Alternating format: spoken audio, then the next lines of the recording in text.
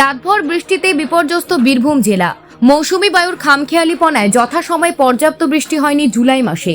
তবে বহু প্রতীক্ষার অবসান ঘটিয়ে বৃহস্পতিবার রাত থেকেই লাগাতার বৃষ্টির জন্য হাসি ফুটেছে চাষিদের মুখে। বীরভূমের খয়রাশোল, রাজনগর, দুবরাজপুর ব্লকের অধিকাংশ এলাকার কৃষিকাজ বৃষ্টির জলের ওপর নির্ভরশীল, তাই তারা শীঘ্রই ধান রোয়ার কাজে নামতে পারবেন। তবে নিম্নচাপের জেরে লাগাতার বৃষ্টিতে বিপর্যস্ত জনজীবন। কোথাও বা ব্রিজের উপর জল উঠে গেছে, আবার কোনো কোনো এলাকা বিদ্যুৎহীন হয়ে পড়েছে।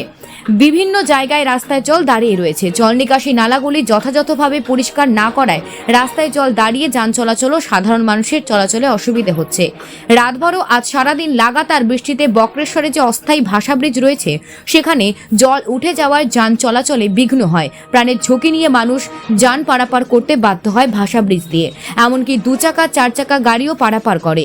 মূল ব্রিজটি দীর্ঘদিন ধরে বন্ধ রয়েছে, সেখানে বিপদ সংকেত দিয়ে সতর্কীকরণ করা হয়েছে।